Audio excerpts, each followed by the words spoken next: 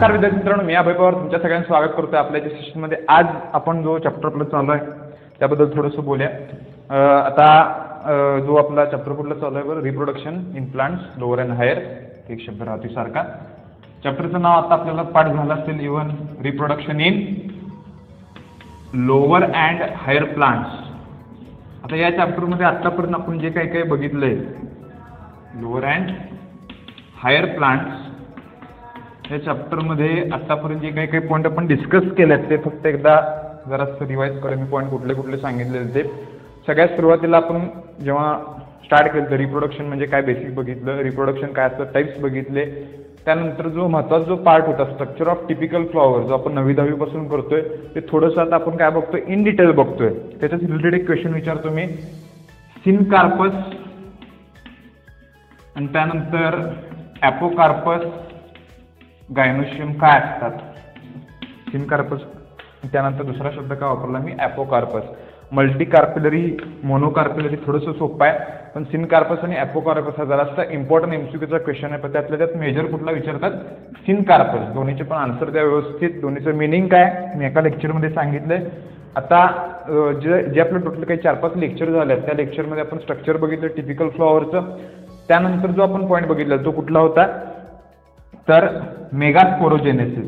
काय बघितलेलं आपण, मेगास्पोरोजेनेसिस। त्यानंतर जो आपण पॉईंट बघितला तो कुठला होता, सुरुवातीला मायक्रो बघितलं सॉरी, आणि त्यानंतर काय बघितलं मेगास्पोरोजेनेसिस। आता जे मायक्रोस्पोरोजेनेसिस आहे त्यालाच काय म्हटलं आपण, कशापासून कशी डेव्हलपमेंट होते, आर्केस्पोरियल सेल, स्पोरोजिनस सेल सगळं आपण बघितलंय। पण सगळ्यात शेवटी याचा रिझल्ट काय मिळाला या प्रोसेसचा आपल्याला, रिझल्ट काय मिळाला, फॉर्मेशन ऑफ मेल गॅमेट। आणि ते स्ट्रक्चर कसं असतं आपण बघितले, टेट्राहेड्रल। आता ह्याच्याच रिलेटेड जे फॉर्मेशन किंवा डेव्हलपमेंट होत असते त्याच्या रिलेटेड एक सिंपल क्वेश्चन असतो। सिंपल क्वेश्चन कुठला आहे बघा, जे एमएमसी म्हणतोय आपण म्हणजे ते मायक्रोस्पोर मदर सेल असेल किंवा मेगास्पोर मदर सेल असेल, ते डिप्लॉइड आहे का ट्रिप्लॉइड आहे का हॅप्लॉइड, तर व्यवस्थित लक्षात ठेवायचं ते काय 2N म्हणजेच काय डिप्लॉइड। एमसीक्यूचा एक इम्पॉर्टंट क्वेश्चन आहे, व्यवस्थित लक्षात ठेवा। एमएमसी म्हणजे आयदर ते मेगास्पोर असेल किंवा मायक्रोस्पोर असेल, दोन्ही पण ते काय असणार आहेत, डिप्लॉइड असणार आहेत। तसंच आपण एक पार्ट बघितलेला काय न्यूसेलस, हा सुद्धा एक इम्पॉर्टंट एमसीक्यूचा क्वेश्चन आहे। न्यूसेलसमध्ये कुठल्या प्रकारचे सेल्स असतात, एकदा नीटला क्वेश्चन विचारलेला। न्यूसेलसमध्ये हे सगळे जे सेल्स आहेत ते काय असतात, डिप्लॉइड मास ऑफ सेल म्हणजेच काय असणार आहेत 2N। आणि आपल्याला बेसिक माहिती आहे 2N म्हणजे डिप्लॉइड, हॅप्लॉइडला काय म्हणतो आपण, नुसतं N म्हणत असतो आपण। Half number of chromosome, 2 sets of chromosome, हे बेसिक आपण बघितले 11वीच्या सिलेबसमध्ये। न्यूसेलसच्या बाबतीत व्यवस्थित लक्षात ठेवा, न्यूसेलसमध्ये काय डिप्लॉइड मास ऑफ सेल, हा एक एमसीक्यूचा क्वेश्चन झाला। आता त्यानंतर आपल्याला माहिती आहे जे मायक्रोस्पोर किंवा मेगास्पोर तयार होतात कुठल्या प्रोसेसच्या थ्रू होतात, सुरुवातीला आपल्याला काय होते मेगास्पोर मदर सेल किंवा मायक्रोस्पोर मदर सेल, त्यांच्यामध्ये काय होत होतं तर मिओसिस। आता जर मिओसिस झालं, मिओसिसचा रिझल्ट काय असतो आपल्याला माहित आहे, 4 सेल तयार होतात आणि हे 4 सेल काय असणार आहेत, हॅप्लॉइड असणार आहेत। 4 सेल काय असणार आहेत, हॅप्लॉइड असणार आहेत। व्यवस्थित लक्षात ठेवायचं, जर तुम्हाला क्वेश्चन विचारला मायक्रोस्पोर किंवा मेल गॅमेट तर ते काय असणार आहेत, हॅप्लॉइड म्हणजेच काय N। एमएमसी विचारलं तर ते डिप्लॉइड। एमएमसी मध्ये कसलं डिव्हिजन होतं, मिओसिस होतं, आणि मिओसिसचा रिझल्ट काय असतो, फॉर्मेशन ऑफ 4 हॅप्लॉइड सेल्स। आता जे 4 हॅप्लॉइड सेल्स आहेत, आता जरासं आपण कम्पेअर करूया। कंपॅरिझन करायच्या अगोदर मी तुम्हाला सांगितलेलं की मागच्या लेक्चरला आपण कुठले कुठले पॉईंट बघितलेत, एक म्हणजे आपण बघितलेलं काय स्ट्रक्चर बघितलंय, ते स्ट्रक्चर आणखीन एकदा आपण रिवाइज करणार आहे कारण ते आपलं बोर्डाच्या दृष्टीनं सुद्धा महत्त्वाचं आहे आणि सगळ्या एक्झामच्या दृष्टीनं, नीट असू दे सीईटी असू दे, डायग्राम रिलेटेड क्वेश्चन जेव्हा विचारतात त्यातली सगळ्यात मोस्ट जी इम्पॉर्टंट डायग्राम आहे ती काय, स्ट्रक्चर ऑफ एनाट्रोपस ओव्ह्यूल। ती आणखीन एकदा डायग्राम जराशी बघूया आपण व्यवस्थित, आणि लेबल आता कुठले कुठले आहेत ते आणखीन एकदा आपण रिवाइज करूया। सुरुवातीला आपण स्ट्रक्चर काय बघतो, स्ट्रक्चर ऑफ एनाट्रोपस ओव्ह्यूल। त्या एनाट्रोपस ओव्ह्यूलमध्ये काय काय बघितले आपण, ओव्हरी वॉल सपोज आपण कन्सिडर केली ही, त्यानंतर तिथं काय प्लासेंटा हा कन्सिडर केला आपण, ह्याला काय म्हटलं आपण प्लासेंटा बेसला असतो तो। प्लासेंटा झाल्यावर जो पार्ट आहे असा त्याला काय म्हटलं आपण फ्युनिकल। फ्युनिकल झाल्यावर जो पार्ट आहे तो कुठला आहे तर त्याला काय शब्द आपण वापरलेला आठवतोय का बघा, हा जो मेजर पार्ट आहे त्याला काय म्हटलेला आपण, तर आपण शब्द वापरलेला त्याला बॉडी, शब्द काय वापरलेला आपण बॉडी शब्द वापरलेला। आणि ह्याच्या आतमध्ये काय असणार आहेत असे काहीतर सेल्स दिसणार आहेत आपल्याला. आता जे काही बघितलंय आपण ते थोडंसं जरासं विथ लेबल आपण सगळे समजून घ्या, कारण यामध्ये लेबल जास्त आहे त्यामुळे बऱ्याच वेळेला कन्फ्युजन होत असतं थोडंफार. प्लासेंटा झालं, हा जो पार्ट दिसतोय त्याला काय म्हणायचं स्टॉक सारखा, त्याला म्हणायचं काय फ्युनिकल, त्याला काय म्हणायचं फ्युनिकल.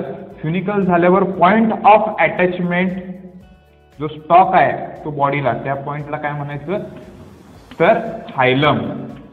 हायलम झाल्यावर राहिला पॉइंट कुठला आपला रॅफे. जे टिश्यू बॉडीला कव्हर करतात कोणाचे फ्युनिकलचे त्याला काय म्हणायचं रॅफे. ते झाल्यावर जे बाजूला दोन आपल्याला दिसतात त्याला काय म्हणायचं इंटेग्युमेंट्स, काय असतात जे कव्हरिंग असतात.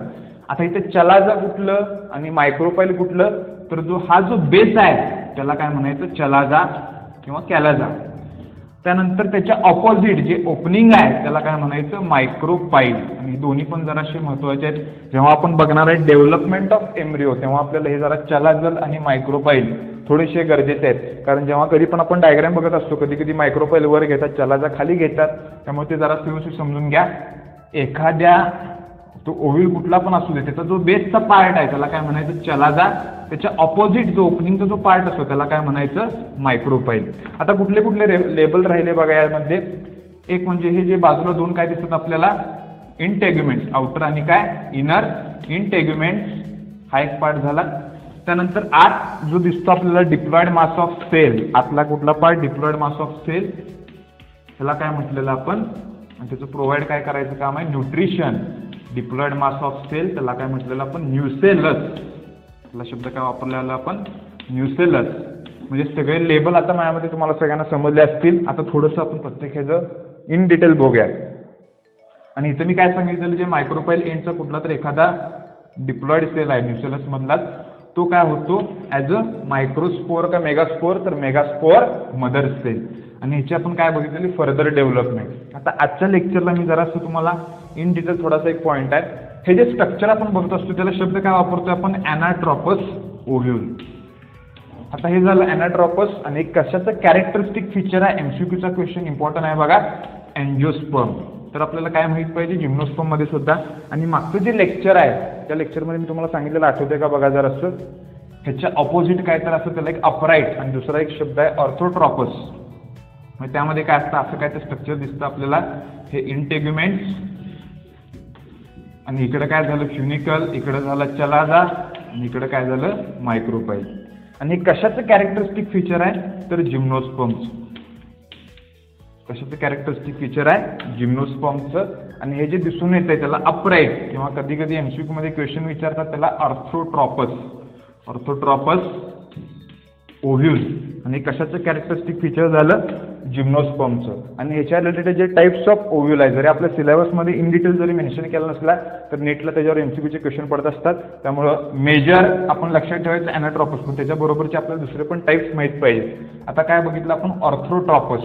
आता आणखीन त्याचे जे काही टाइप्स आहेत ते सांगतो मी फक्त. एक असतं हेमिट्रॉपस. हेमिट्रॉपस आणि हेमिट्रॉपसमध्ये काय होत असतं जे स्ट्रक्चर आहे सपोज हे फ्युनिकल आहे आणि हे काय झालं असतं ओव्ह्यूलचं स्ट्रक्चर तयार झालं अशा पद्धतीचं काय तर. आता इथं जे दिसतंय ते कसं आहे फ्युनिकलला कसं आहे राईट अँगल आहे, फ्युनिकलला कसं आहे राईट अँगल आहे म्हणून त्याला काय म्हटलं आपण हेमिट्रॉपस. त्याला शब्द काय वापरला आपण हेमिट्रॉपस. आता हेमिट्रॉपस झाल्यावर आणि हेमिट्रॉपसचं एक एक्झाम्पल आहे प्रिम्युला म्हणून त्याला म्हणतो आपण. आणि जरासा हा नवीन शब्द आहे त्याचं एक्झाम्पल प्रिम्युला. तर सुद्धा एक्झाम्पल जरासं इन डिटेल एवढं लक्षात ठेवायची गरज नाही, पण त्यात जरासं आपल्याला माहित पाहिजे नीटच्या दृष्टीने. सीईटीला एवढे काही इन डिटेल क्वेश्चन विचारत नाहीत तुम्हाला. नीटच्या दृष्टीने काय लक्षात ठेवायचं हेमिट्रॉपस. हेमिट्रॉपसमध्ये काय होत असतं तर जो फ्युनिकल आहे जे ओव्ह्यूलच्या बॉडीचा जो पार्ट आहे ते एकमेकांना कशाचाच राईट अँगल असतात. आणि सगळ्यात महत्त्वाचं त्याचं एक्झाम्पल काय प्रिम्युला. आता प्रिम्युलाला मराठीत प्रिम रोज असं म्हणत असतो. बारकी बारकी फुलं असतात एकदम, कधीतर तुम्ही बघितले असतील पण त्याला प्रिम रोज म्हणायचं असं माहीत नसेल तर सायंटिफिक नेम लक्षात ठेवा प्रिम्युला कशाचं हेमिट्रॉपसचं. आता ते झाल्यावर म्हणायचं काय ॲम्फिट्रॉपस. शब्द काय वापरला मी ॲम्फिट्रॉपस. आता हे जे स्ट्रक्चर आहे सेम त्यासारखं दिसणार आहे आपल्याला, फक्त थोडंसं काय असतं हे जरासं असं आणखीन जरा काय झालं असतं बेंड झालेलं असतं. अशा पद्धतीचं आपल्याला काय तर स्ट्रक्चर दिसतं बेंड झालेलं. फक्त यामध्ये MCQचा एक क्वेश्चन काय लक्षात ठेवायचा की त्यामध्ये जे आपल्याला हे आतलं जे एम्ब्रिओ सॅक दिसतं आपल्याला ते एम्ब्रिओ सॅक कसं असतं हॉर्स शू शेप. आता इथे शब्द काय वापरला मी हॉर्सशू म्हणजेच काय ते घोड्याची नाल म्हणतो आपण त्याला हॉर्सशू शेप. त्याच्यासारखं स्ट्रक्चर कशाचं दिसतं तर एम्ब्रिओ सॅक्स. आता इम्पॉर्टंट क्वेश्चन काय बघा MCQचा. जर तुम्हाला स्पेसिफिक असं विचारलं की असे कुठल्या टाईपचं ओव्ह्यूल आहे की ज्याच्यामध्ये जो एम्ब्रिओ सॅक आहे म्हणजेच काय फिमेल गॅमेटोफाइट हा हॉर्सशू शेप असतो तर त्याला काय म्हणायचं ॲम्फिट्रॉपस. आणि त्याचं जे एक्झाम्पल आहे ते एक्झाम्पल काय लक्षात ठेवणार आपण. एक म्हणजे पॉपी आणि दुसरं एक एक्झाम्पल आहे त्याला म्हणायचं मिरॅबिलस.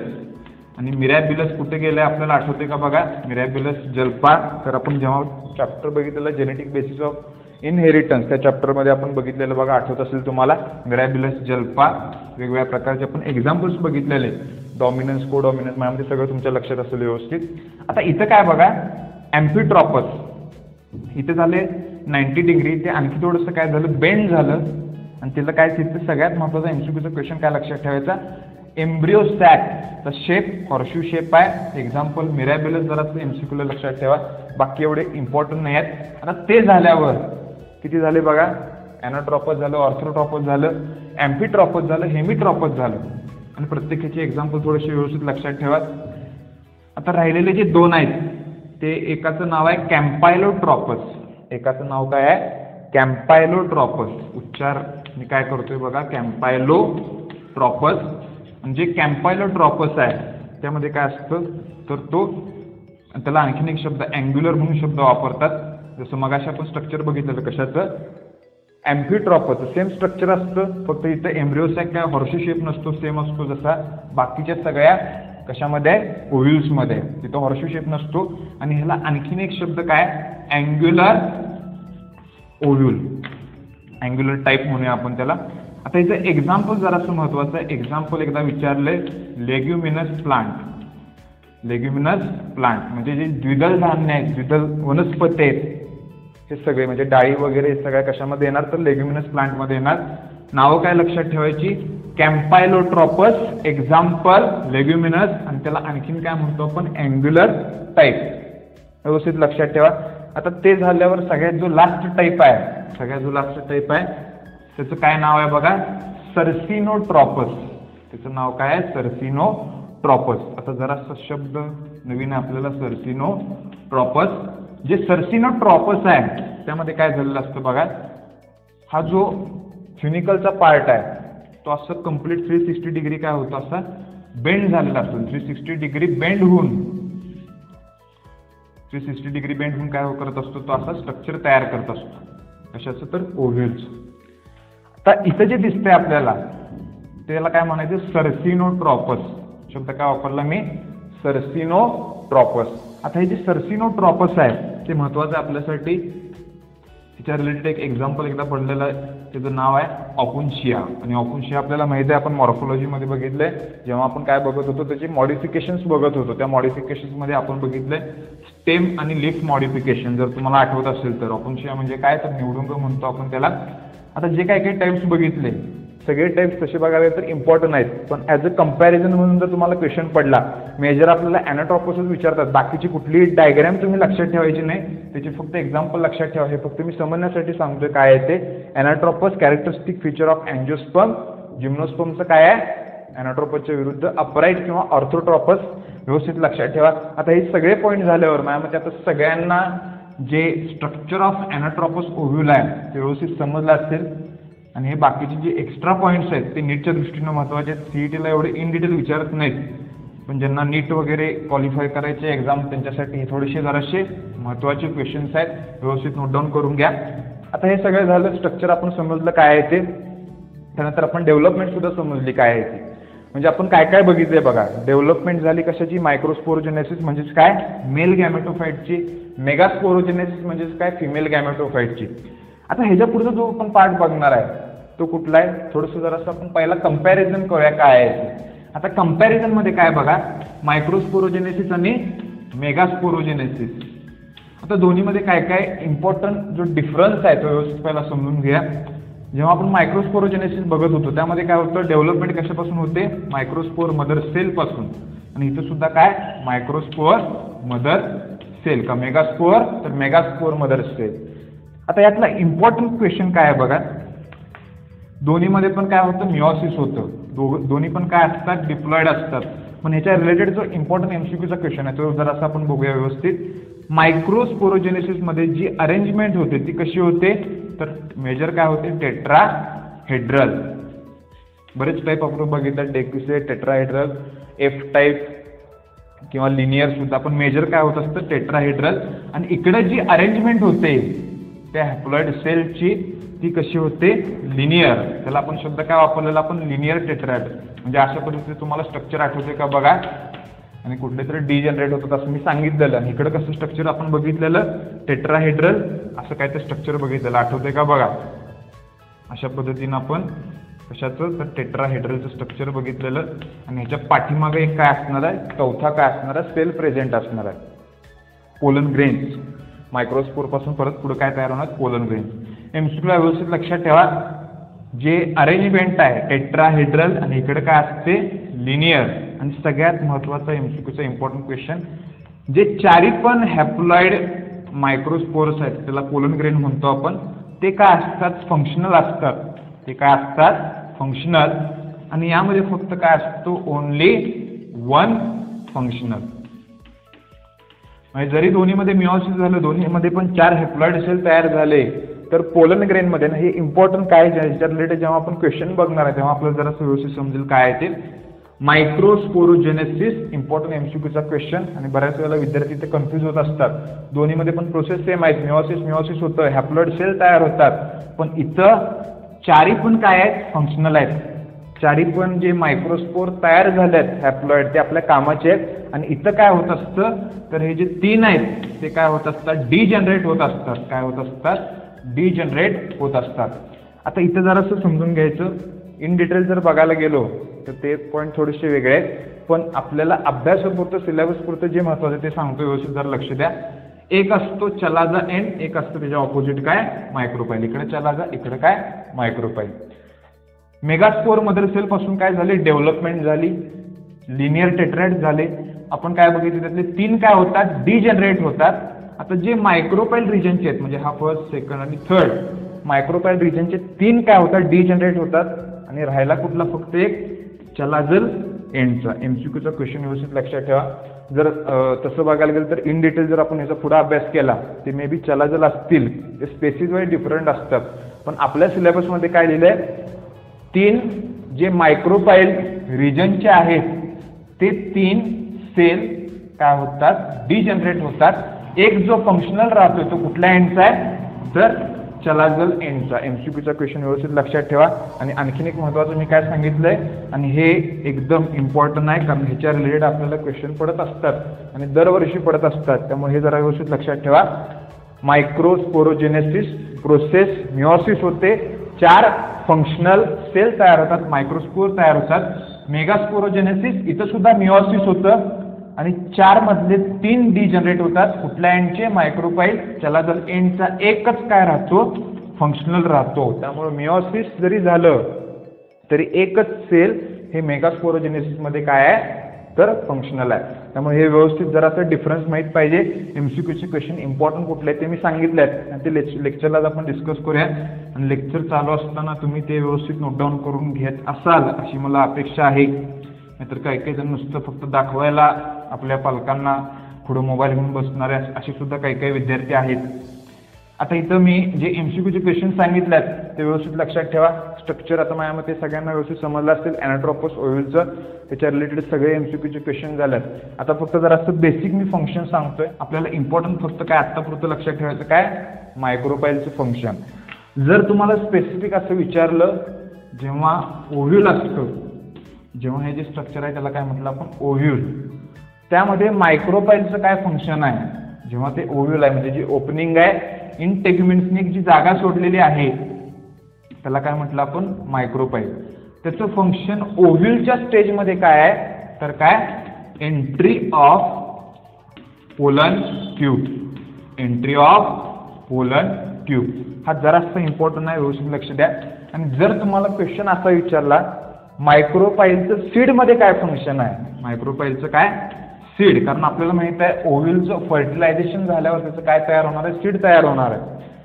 सीडचं काय फंक्शन व्यवस्थित लक्षात ठेवा. इथं काय होणार आहे, एंट्री ऑफ वॉटर किंवा आपण ऑक्सिजन म्हणूया, दोन्ही पण व्यवस्थित लक्षात ठेवा. आता स्पेसिफिक जास्तपर्यंत आत्ता एमसीक्यूचा क्वेश्चन हा ओव्ह्यूलच्या रिलेटेड विचारला आहे. म्हणजे मायक्रोपाईलचे बघा दोन फंक्शन आहेत. हे जे ओपनिंग दिसते आपल्याला चलाजल एंडच्या ऑपोजिट त्या मायक्रोपाईलचे दोन फंक्शन आहेत. जर तुम्हाला स्पेसिफिक असं विचारलं असेल मायक्रोपाईलचं ओव्ह्यूलच्या स्टेजमध्ये काय फंक्शन आहे, एंट्री ऑफ पोलन ट्यूब. आणि आत्ता जर तुम्हाला समजलं नसेल हे पोलन ट्यूब काय आहे, जेव्हा आपण पॉलिनेशन किंवा डबल फर्टिलायझेशन बघणार आहे तेव्हा फर्टिलायझेशन होत असताना ही पोलन ट्यूब कशी तयार होते हे आपण बघणार आहे. आणि हे कशाचे रिलेटेड आहे तर पोलन ग्रेनच्या ऑफकोर्स रिलेटेड असणार आहे. व्यवस्थित समजून घ्यायचं. दोन एमसीक्यूचे महत्त्वाचे क्वेश्चन्स आहेत. ओव्ह्यूलच्या स्टेजमध्ये मायक्रोपाईलचं function entry of pollen tube, आणि पोलन ट्यूब आपण पुढं बघणार आहे काय आहे ते पोलन ट्यूब. आणि जेव्हा सीड होत असतं तेव्हा तिथं काय entry of water or oxygen, कारण सीड जेव्हा जर्मिनेट होत असतं तेव्हा सगळ्यात महत्त्वाचं त्याला गरजेचं काय असतं, मॉइश्चर गरजेचं असतं, H2O म्हणजे फेवरेबल कंडिशन सगळ्या लागतात. आणि त्याचं जी एंट्री आहे कशाच्या थ्रू होत असते, मायक्रोपाईल. दोन्ही पण इम्पॉर्टंट क्वेश्चन आहेत, व्यवस्थित लक्षात ठेवा. आता ते सगळं झाल्यावर टाईप्स आपण बघितले ओव्ह्यूलचे आजच्या लेक्चरला. पुढचा जो पॉईंट आहे तो आता बघणार आहे आपण काय, म्हणजे दोन्ही पण गोष्टी झाल्या बघा. आता डेव्हलपमेंट झालं, मेल गॅमेटोफाईट, फिमेल गॅमेटोफाईट. आता काय झालं पाहिजे सगळ्यात महत्त्वाचं तर फर्टिलायझेशन. आता काय झालं पाहिजे, फर्टिलायझेशन. आता काही काही विद्यार्थ्यांच्या मध्ये एक जराशी थोडीशी शंका आहे कशाची रिलेटेड, तर आपलं जे डेव्हलपमेंट ऑफ आपण फिमेल गॅमेटोफाईट बघितलंय त्या फिमेल गॅमेटोफाईटमध्ये काही जण म्हटले आणखीन एकदा जरासं व्यवस्थित रिवाईज करा. फक्त मी काय सांगतो व्यवस्थित समजून घ्या. कशापासून आपण बघतोय आता डेव्हलपमेंट ऑफ फिमेल गॅमेटोफाईट, तर मायक्रोस्पोर मदर सेल पासून. आपल्याला माहित आहे काय होणार आहे, मिओसिस. मिओसिसचा रिझल्ट 4 सेल कुठले झाले, लिनियर टेट्रॅड. हे जर चलाचल असेल हे मायक्रोपाईल असेल. मायक्रोपाईल पासून 1 2 3 डिजनरेट झाले, एक राहिला फंक्शनल. आणि हा जो चलाचल एंडचा जो एक सेल आहे त्याच्यामध्ये काय होतं, परत डिव्हिजन कुठलं होतं तर आता इथे डिव्हिजन कसलं होणार आहे, मायटोटिक. आणि मायटोटिक मध्ये काय डिव्हिजन कसलं, न्यूक्लिअर डिव्हिजन. न्यूक्लिअर डिव्हिजन मध्ये काय होत असतं तर टोटल 3 वेळा डिव्हिजन होत असतं. हे फक्त मी रिवाईज का करतोय कारण बऱ्याच वेळेला सोपी प्रोसेस कुठली आपल्याला माहित आहे, मायक्रोस्पोरोजेनेसिस. डेव्हलपमेंट ऑफ मेल गॅमेटोफाईट जरासं सोपं आहे आणि हे पटकन लक्षात का राहत नाही कारण विद्यार्थ्यांचा हा जो महत्त्वाचा पॉईंट आहे 3 सेल डिजनरेट होतात ते पटकन समजत नाही, इव्हन डायग्रामच्या थ्रू सुद्धा. त्यामुळे व्यवस्थित लक्षात ठेवा. मायक्रोस्पोर का मेगास्पोर, मेगास्पोर मदर सेल झालं मिओसिस. मिओसिसचा रिझल्ट 4 हॅप्लॉइड सेल. चलाजल एंडचा काय राहिला फंक्शनल. त्याचं परत काय झालं, डिव्हिजन झालं मायटोटिक. आणि मायटोटिक डिव्हिजनचा रिझल्ट आपल्याला माहित आहे काय, एकापासून 2 होतात. पण इथं आपण काय बघतोय फक्त न्यूक्लिअर डिव्हिजन. सायटोप्लाझ्मिक डिव्हिजन आहे का इथं तर नाही, कारण जर सायटोप्लाझ्मिक डिव्हिजन असतं तर ह्यापासून आणखीन काय झाले असते, 2 सेल तयार झाले असते. फक्त यातला जो न्यूक्लियस आहे तो काय होत असतो, डिवाइड होत असतो. आता रिझल्ट बघा, हा एक सेल आहे त्यात एक न्यूक्लियस आहे. पहिलं न्यूक्लिअर डिव्हिजन झालं. न्यूक्लिअर डिव्हिजन झाल्यावर त्या सेलमध्ये 2 काय तयार होणार आहेत, न्यूक्लिआय. पहिलं न्यूक्लिअर डिव्हिजन झालं, एका न्यूक्लियस पासून 2 न्यूक्लिआय तयार झाले पहिलं न्यूक्लिअर डिव्हिजन झाल्यावर किंवा कॅरिओकायनेसिस झाल्यावर. जेव्हा सेकंड न्यूक्लिअर डिव्हिजन होणार आहे, जेव्हा सेकंड काय होणार आहे न्यूक्लिअर डिव्हिजन, तेव्हा 2चे काय होणार, 4 होणार. म्हणजे 2चे काय झाले इकडं असे 4 न्यूक्लिआय तयार झाले. काही जणांनी काय निष्कर्ष काढला की असे सेल तयार झाले. पण लक्षात ठेवा इथे फक्त काय झालंय, कॅरिओकायनेसिस. सायटोप्लाझम डिवाइड झाला नाही, फक्त काय डिवाइड झाला, न्यूक्लियस. एका न्यूक्लियस पासून 2 न्यूक्लियस तयार झाले, 2पासून 4 झाले सेकंड न्यूक्लिअर डिव्हिजनच्या वेळेला. आणि जे थर्ड न्यूक्लिअर डिव्हिजन आहे त्यामध्ये काय होणार आहे, समजायला थोडंसं मोठं काढतोय मी. थर्ड न्यूक्लिअर डिव्हिजन झाल्यावर आता इकडे 2 आहेत, टोटल काय झाले, इकडे 4 झाले सपोज आणि इकडं 4 काय झाले, न्यूक्लिआय झाले. आता हे काय होतात, त्यांची प्रॉपर अशी अरेंजमेंट होते. इथे 4 काय झाले, आता 8 काय झाले, न्यूक्लिआय झाले. आता ह्यांच्यामध्ये काय होत असतं बघूया जरा असं आपण व्यवस्थित. पद्धतीचा हा तयार होत असतो सेल, अशा पद्धतीचा सेल तयार होत असतो. इलिप्सॉइड म्हणायचं त्याला शेप, एवढं काही डिटेल तुम्हाला विचारत नाही. 3 सेल काय होतात इकडे असे अरेंज होतात, 3 न्यूक्लियाय पहिला बघू आणि त्यापासून असे सेल तयार होतात. आता या सेलला काय म्हणायचं मी सांगितले, चलाच्या एंडला अँटीपोडल सेल, अँटीपोडल सेल. हे सोपं आहे. मायक्रोपाईल एंडला सेंटरला जो मोठा आहे जो एक, त्याला काय म्हणायचं एग सेल, त्याला काय म्हणायचं एग सेल. आणि बाजूला जे 2 आहेत तयार झालेले सेल, म्हणजे याच न्यूक्लियस पासून सायटोप्लाझम थोडासा डिवाइड झाला, वेगवेगळे सेल तयार झाले, ह्याला काय म्हणायचं सिनर्जिड्स. सिनर्जिड्स म्हणजे काय काय बघितलं बघा आपण, तर राहिलं फक्त काय, तर हे 2 कुठले तर न्यूक्लियाय. आता हे 2 न्यूक्लियाय असे असतात. आता आपलं जे जुनं स्टेट बोर्डचं पुस्तक आहे त्यामध्ये कसं होतं बघा डायग्रॅम, ही अशी डायग्रॅम काढली, म्हणजे हे 2 न्यूक्लियस एकत्र झाले, एक सेल तयार झाले. आता कन्फ्युजन काय होत असतं बघा, आपण सुरुवात कशापासून केली, एका सेलपासून केली. एका सेलमध्ये फक्त 3 वेळा काय झालं न्यूक्लिअर डिव्हिजन झालं, म्हणजे ही एक कंप्लीट काय आहे सेल आहे. डिव्हिजन कशाचं झाले, फक्त न्यूक्लियसचं. पुस्तकात अशी डायग्रॅम आहे, पुस्तकात अशी डायग्रॅम आहे पण ते चुकीचं आहे, लक्षात ठेवा. आता जरा करेक्शन केले, त्यामध्ये फक्त 2 काय होतात न्यूक्लियाय एकत्र येतात आणि ह्याला शब्द काय आपण वापरलं पोलर न्यूक्लियाय किंवा सेकंडरी न्यूक्लियस. आणि ह्याचं महत्त्वाचं जे फंक्शन आहे ते आपण पुढे बघणार आहे काय आहे ते. अक्षर थोडंसं चांगलं नाही समजून घ्या, पण मी काय बोलतो त्याकडे लक्ष द्या. 3 अँटीपोडल सेल्स फंक्शन आपण बघूया काय आहे ते. 3 अँटीपोडल सेल्स कुठे आहेत, चलाजल एंडला मायक्रोपाईल एंडला एक सिंगल एग सेल आहे, त्याच्या बाजूला 2 काय आहेत सिनर्जिड्स आणि मध्ये कोण आहेत पोलर न्यूक्लियाय किंवा सेकंडरी न्यूक्लियस. आता सेल कन्सिडर करताना मोजताना कसे मोजायचे बघा, हा एक सेल झाला, हा एक सेल, 3 सेल झाले, 4 5 6. समजतंय का बघा व्यवस्थित. आता हा 7वा सेल नाही आहे, ही एक कंप्लीट एम्ब्रिओ सॅक, हा काय झाला 7वा सेल झाला. समजतंय का बघा. ह्याला आपण सेल कन्सिडर करत नाही, कारण त्या सेलमध्ये 2 जे न्यूक्लियाय आहेत ते तसेच आहेत, ते एकत्र येऊन सेल तयार झाले नाहीत. पण स्टेट बोर्डच्या जुन्या बुकमध्ये असं काहीतरी डायग्रॅम होती, पण ती चुकीची आहे. एक complete high embryo sac as a cell consider करतोय आपण. असे काय झाले 7 सेल्स. आणि एमसीक्यूचा क्वेश्चन काय लक्षात ठेवायला सांगितलं मी, 8 न्यूक्लियाय. आता माझ्या मते सगळ्यांना व्यवस्थित समजलं असेल 7 सेल कसे आहेत ते. एक कंप्लीट एम्ब्रिओ सॅक, फिमेल गॅमेटोफाइट, हा एक सेल, इकडं 3 इकडं 3, टोटल किती झाले 7 सेल आणि 8 न्यूक्लियाय. व्यवस्थित समजून घ्या. एमसीक्यूचा सगळ्यात महत्त्वाचा क्वेश्चन, सीईटी असू दे किंवा नीट असू दे. आणि प्रत्येक ह्याचे जे फंक्शन्स आहेत, आता एम्ब्रिओ सॅक मध्ये सुद्धा हे जे सगळे सेल्स आहेत प्रत्येक सेलचं काही ना काहीतरी प्रॉपर फंक्शन आहे, ते आपण कुठं बघायचं आहे, डबल फर्टिलायझेशन. म्हणजे आतापर्यंत आपण काय काय बघितलं बघा, काय काय अभ्यास केला आपण, डेव्हलपमेंट बघितली, मेल गॅमेटोफाइट फिमेल गॅमेटोफाइट, म्हणजे दोन्ही पण काय झाले आता मॅच्युअर झाले. फ्युजन ऑफ गॅमेट्स म्हणजे त्याला काय म्हणतो आपण फर्टिलायझेशन. आणि त्या फर्टिलायझेशनचा रिझल्ट काय असणार आहे तो आपण पुढे बघायचा आहे डबल फर्टिलायझेशनमध्ये. पण आता हे फर्टिलायझेशन होण्यासाठी एक जी प्रोसेस आहे ती प्रोसेसला काय म्हणतो आपण पॉलिनेशन. त्या प्रोसेसला काय म्हणतो आपण पॉलिनेशन. आणि या जी हे जे पॉलिनेशन शब्द आहे, परागीकरण परागीभवन असं काय तर मराठीत म्हणतो आपण त्याला, त्याची साधी सोपी डेफिनेशन काय आहे बघा, transfer of pollen grains, transfer of pollen grains from anther to stigma, from anther to stigma. साधी सोपी डेफिनेशन आहे. ह्याचं मिनिंग काय बघा जरा व्यवस्थित. जर आपण एखादं फ्लॉवर कन्सिडर केलं, सगळ्यांना आता डायग्राम माहिती आहे काय आहे ती, स्टिग्मा, स्टाईल, खालच्या साईडला ओरी, इकडे थॅलॅमस, त्यानंतर इथं काय आहे एंथर, अँड्रोशियमचं पार्ट, हे काय झाला अँड्रोशियमचं पार्ट. पेटल सेपल आत्ता काय एवढे महत्त्वाचे नाहीत. इसेन्शियल फ्लोरल ओरल बघतोय आपण. डेफिनेशन आपल्याला काय समजली बघा, pollination, transfer of pollen grains. आणि पोलन ग्रेन्स कुठं असणार आहेत तर या अँथरमध्ये.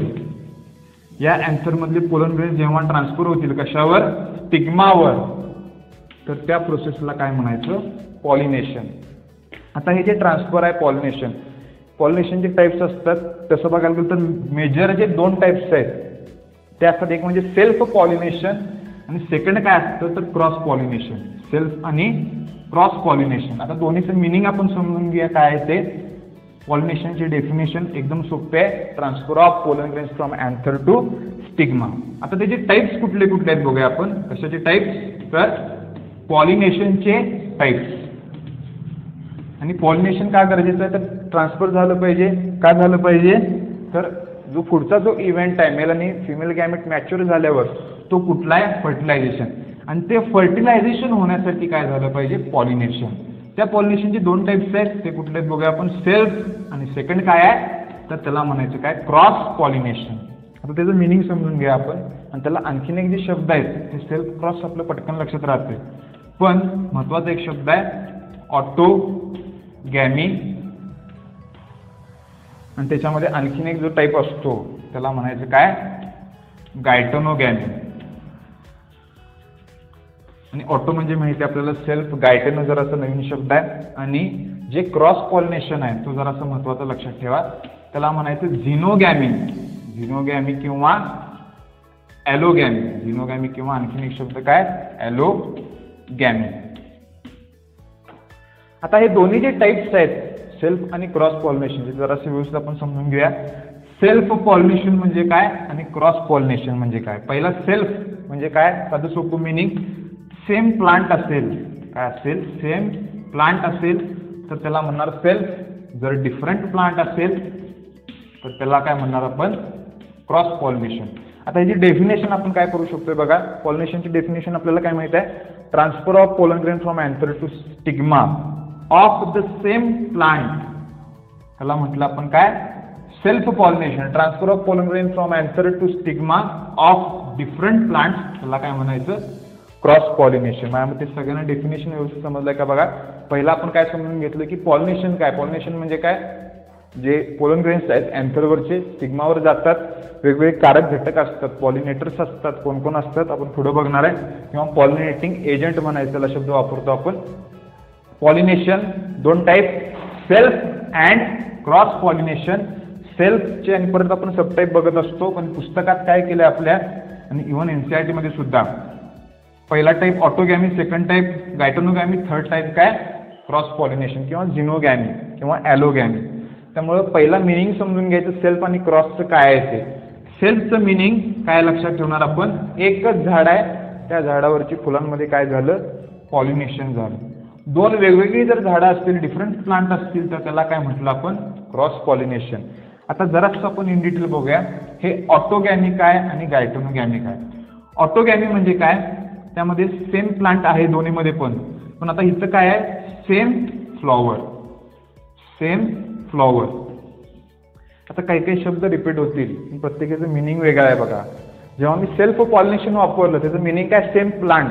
जेव्हा क्रॉस वापरलं तेव्हा काय त्याचं मिनिंग आहे? Different plant. आता आपण सेल्फ मधलंच काय बघतोय? ऑटोगॅमी पहिला जो टाईप आहे.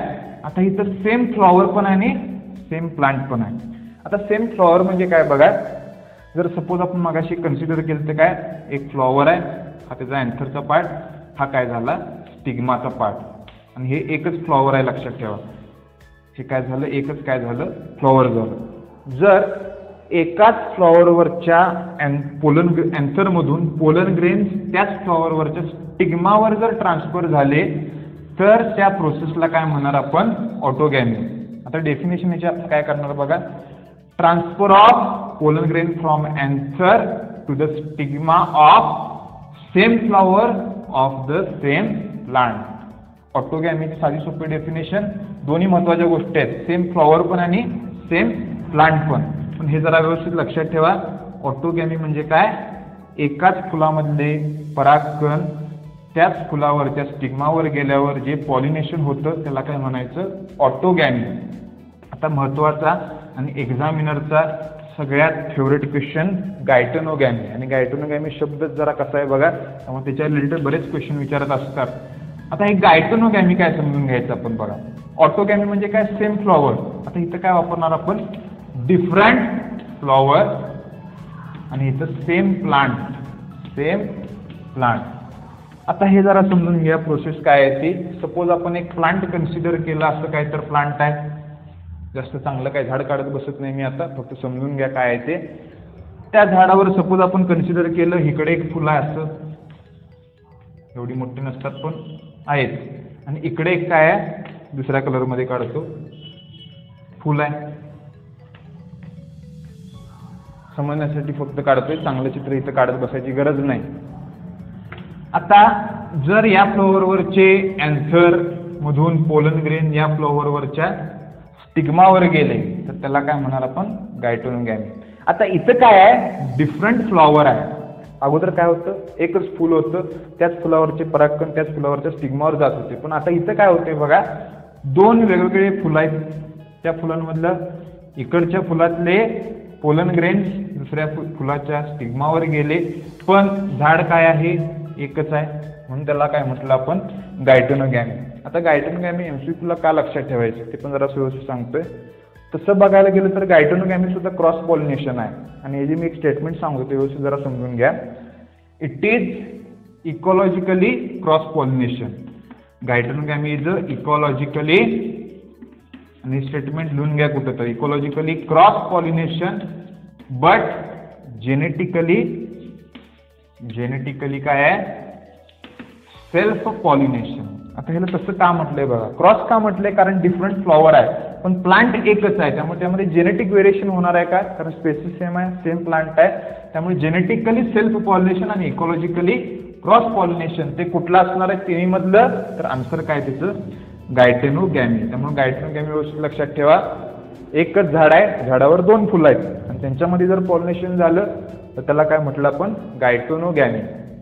गायटोनोगॅमी झाल्यावर लास्ट जे आहे त्याला काय म्हणायचं, क्रॉस पॉलिनेशन, झिनोगॅमी, ॲलोगॅमी. आता इथं काय होतंय, डिफरंट प्लांट आहे, म्हणजे सपोज आपण एक कन्सिडर केलं, हे एक झाड आहे असं, हे एक झाड आहे, दोन्ही पण झाड आहेत, आणि इकडे एक फुल आहे आपण कन्सिडर करूया, आणि इकडे एक फुल आहे. आता काय झालं, एक मधमाशी आली, पहिला या फुलावर बसली, नंतर दुसऱ्या झाडावर गेली, त्या फुलावर बसली. आता प्लांट काय आहेत, दोन्ही पण डिफरंट आहेत. प्लांट काय आहेत, दोन्ही पण डिफरंट आहेत. पॉलिनेशन सुद्धा झालंय इथं, आणि हे कोण पॉलिनेशन केलंय का, हनी बीनं केलं सपोज कन्सिडर करूया आपण. हे पॉलिनेटिंग एजंट आहेत, बायोटिक एजंट. एक मधमाशी आली, फुलावर बसली, परागकण चिकटतात त्याला, त्यांच्या बॉडीला पोलन ग्रेन्स, काही काही पोलन ग्रेन्स खातात सुद्धा ते पोलन ग्रेन्स घेऊन ते दुसऱ्या फ्लोअर जाऊन बसले, काय झालं, पॉलिनेशन झालं. पण आता इथं काय आहे, हे एक प्लांट आहे आणि हे एक प्लांट आहे, म्हणजे थोडक्यात काय झालं, दोन्ही पण डिफरंट प्लांट आहेत. आता जर दोन्ही पण डिफरंट प्लांट आहेत तर इथं रिझल्ट काय असू शकतोय बघा, दोन्ही पण सेम स्पेसिसचे आहेत, दोन्ही पण काय आहेत, सेम स्पेसिसचे आहेत. आता जुन्या सिलेबसमध्ये काय होतं बघा, टोटल 4 टाईप सांगितलेले, म्हणजे ऑटोगॅमीमध्ये सेल्फमध्ये काय सांगितलं, ऑटोगॅमी आणि गायटोनोगॅमी. क्रॉसमध्ये सांगितलेलं झिनोगॅमी, ॲलोगॅमी, म्हणजे दोन्हीचं मिनिंग सेम आहे. आणखी एक तिसरा जो प्रकार होता तो काय होता, हायब्रिडायझेशन, पण ते आत्ता आपल्याला अभ्यासाला नाही आहे. आत्ता महत्त्वाचं काय बघूया आपण, जे क्रॉस पॉलिनेशन आहे. काय समजलं बघा, दोन वेगवेगळी झाड आहेत, फुलं सेम स्पेसिस आहेत, फुलं सुद्धा काय डिफरंट आहेत. आता इथे डेफिनेशन आपण कशी करणार आहे बघा, transfer of pollen grain from the anther of the flower. तर इथे डिफरंट फ्लॉवर आहेत, डेफिनेशन काय ते चुकली वाटतं माझी. पॉलिनेशनची डेफिनेशन काय, transfer of pollen grain from anther to stigma of different flower. आणि डिफरंट फ्लॉवर आणि डिफरंट प्लांट हे दोन्ही पण महत्त्वाचं आहे बघा. तेव्हा काय म्हटलं त्याला आपण, झिनोगॅमी आणि ॲलोगॅमी. आता या चॅप्टरमध्ये असे बऱ्याच प्रकारचे गॅमी सारखे शब्द जाणार आहेत आपल्याला, सायफोनोगॅमी, क्लिस्टोगॅमी, चष्मोगॅमी, ते काय काय प्रत्येकाचं मिनिंग मी सांगणार आहे. फक्त पॉलिनेशनचं आत्तापुरतं काय काय लक्षात ठेवायचं बघा. 2 आपण बेसिक टाईप करत असतोय, एकच झाड आहे सेल्फ पॉलिनेशन, वेगवेगळी झाड आहेत त्याला काय म्हटलं आपण, क्रॉस पॉलिनेशन. आणि क्रॉस पॉलिनेशन कधी डायरेक्ट पडत नाही, शब्द तुम्हाला हे लक्षात ठेवायचे, झिनो किंवा ॲलोगॅमी. आणि महत्त्वाचं मी काय सांगितलं, एक्झामिनरचा जो फेवरेट क्वेश्चन असतो इम्पॉर्टंट सगळ्यात, गायटोनोगॅमी सेम फ्लॉवर का डिफरंट फ्लॉवर, तर डिफरंट फ्लॉवर आणि सेम प्लांट, एवढंच फक्त लक्षात ठेवा. त्याचे जे एक्झाम्पल्स आहेत ते आपण पुढच्या लेक्चरला बघूया. आणि आणखीन एक जो महत्त्वाचा जो पार्ट आहे क्रॉस पॉलिनेशनच्या रिलेटेड असतो तो जरासा मी सांगतो. सगळ्यांना माझ्या मते हे चांगलं समजलं असेल, झिनोगॅमी, ॲलोगॅमी, आणि असं कुठलंही वर्ष जात नाही की ह्याच्या रिलेटेड क्वेश्चन विचारत नाहीत. त्यामुळे मोस्ट इम्पॉर्टंट आहे, ते व्यवस्थित सगळे लक्षात ठेवा. आणि फार काय अवघड नाही, ज्याला पॉलिनेशन समजलंय त्याला या गोष्टी समजायला फार काय अवघड जात नाही. फक्त आता आपण पुढं काय बघणार आहे, डबल फर्टिलायझेशन. आता या पॉलिनेशनमध्ये काय असतं बघा, जसं आपण मगाशी बघितलं काय हनी बी असते, ट्रान्सफर करत असते पोलन ग्रेन्स. हनी बी काय आहे, एक जीव आहे, त्यामुळे त्याला काय म्हटलं आपण बायोटिक एजंट. आता तुम्हाला एक आठवत असेल बघा, मी एक शब्द केलता आपल्याला. आता जेव्हा पॉलिनेशन होत असतं आपण टाईप्स बघितले, पण जे काही काही कारक घटक असतात, पॉलिनेटिंग एजंट्स असतात, त्याच्यानुसार आपण टाईप करत असतो. एक असतात एबायोटिक म्हणजे अजैविक, आणि दुसरे काय असतात बायोटिक. आणि हे दोन्ही पण जरा व्यवस्थित लक्षात ठेवा, एमसीक्यूचे इम्पॉर्टंट क्वेश्चन्स आहेत. जे एबायोटिक आहेत ते एबायोटिकमध्ये दोन महत्त्वाचे आहेत. एक म्हणजे काय, जर पॉलिनेशन विंडच्या थ्रू झालं तर अशा फ्लॉवरला, अशा प्लांटला काय म्हणायचं तर ॲनिमोफिलस. ॲनिमोफिलस किंवा ॲनिमोफिली शब्द वापरूया आपण, ॲनिमोफिली. त्यानंतर जर पॉलिनेशन हे काय बघितलं आपण वाऱ्याच्या मुळे झालं तर त्याला म्हटलं ॲनिमोफिली. जर पॉलिनेशन हे वॉटरच्या थ्रू झालं तर त्याला काय म्हणायचं हायड्रोफिली. तर त्याला काय म्हणायचं हायड्रोफिली. आता हे दोन्ही पण काय लक्षात ठेवायचे, दोन्ही पण काय आहेत अजैविक घटक आहेत, वारा आणि पाणी. पण एमसीक्यूला काय लक्षात ठेवायचे तुम्हाला विचारतात ॲनिमोफिली, इथं पॉलिनेटिंग एजंट कोण आहे, विंड. हायड्रोफिली सगळ्यांना येते आन्सर, ते सिंपल क्वेश्चन विचारत नाहीत. नवीन शब्द काय आपल्याला ॲनिमोफिली. जर पॉलिनेशन कुणाच्या थ्रू झालं, विंडच्या थ्रू, म्हणजे वारा आला, पोलन ग्रेन त्यानं उचलले म्हणजे वाऱ्याच्या वेगामुळे गेले, दुसऱ्या फ्लॉवर पडले, तर झालं पॉलिनेशन. त्याला काय म्हणायचं ॲनिमोफिली. जे बायोटिक आहेत त्याच्यामध्ये बरेच टाईप्स आहेत, ते जरा बघूया आपण व्यवस्थित. जर बर्डच्या थ्रू झालं पॉलिनेशन, तर त्याला म्हणायचं ऑर्निथोफिली. आता मी जे काही शब्द वापरणार आहे पुढं, कारण इथं बायोटिक एजंट्स भरपूर आहेत. आता तुम्ही डोक्यात तुमच्या येईल की बर्ड्स कशाला पॉलिनेशन करतील, तर काही काही बर्ड्स असे असतात, म्हणजे एक्झाम्पल हमिंग बर्ड किंवा काही काही त्याला एक सूर्यपक्षी म्हणत असतो आपण, सनबर्ड. त्यांची एक चोच लांब असते बघा, ती कशासाठी असते तर तो जो पराग असतो तो सक करण्यासाठी. काय म्हणतोय मी, पराग म्हणजे काय, तो काय म्हणतो त्याला आपण, रस फुलामधला, मकरंद चांगला शब्द आहे तो. मकरंद ओढून घेण्यासाठी त्यांच्यामध्ये काय असतं, तसे स्पेशल असे ॲडॅप्टेशन असतात. आता काही काही बर्ड्स हमिंग बर्ड सुद्धा असतात आणि सनबर्ड सुद्धा त्याचे एक्झाम्पल आहेत. जर त्या बर्डच्या थ्रू पॉलिनेशन झालं तर त्याला काय म्हणायचं ऑर्निथोफिली. जरा नवीन शब्द आहे, व्यवस्थित लक्षात ठेवा.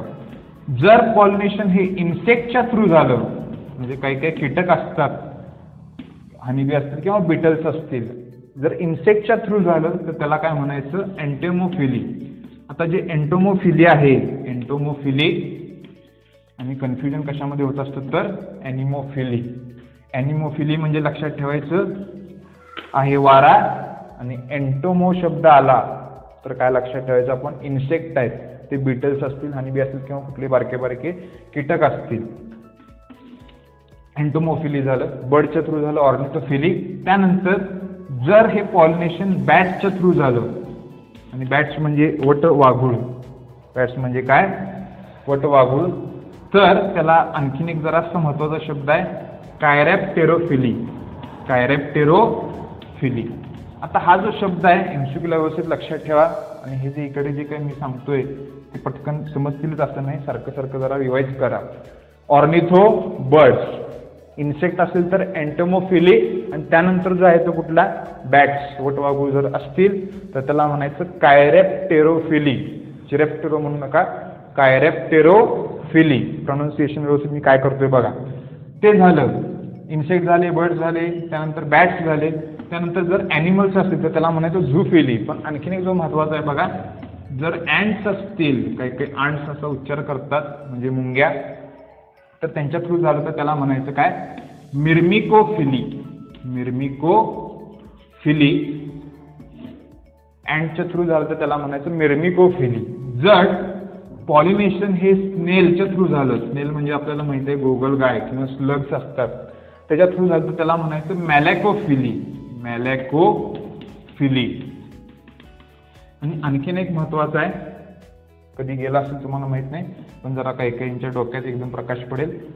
जर स्नेकच्या थ्रू पॉलिनेशन झालं, इथं स्नेल म्हटलो, इथं मी स्नेक म्हणतोय, स्नॅक असं म्हणू नका, स्नेक साप, तर त्याला म्हणायचं काय ऑफिओफिली. आता बऱ्याच प्रकारच्या फिली आपण बघितल्यात. ते फिली काय आहेत ते आणखीन एकदा व्यवस्थित जरा समजून घेऊया आपण. जराशे महत्त्वाचे आहेत.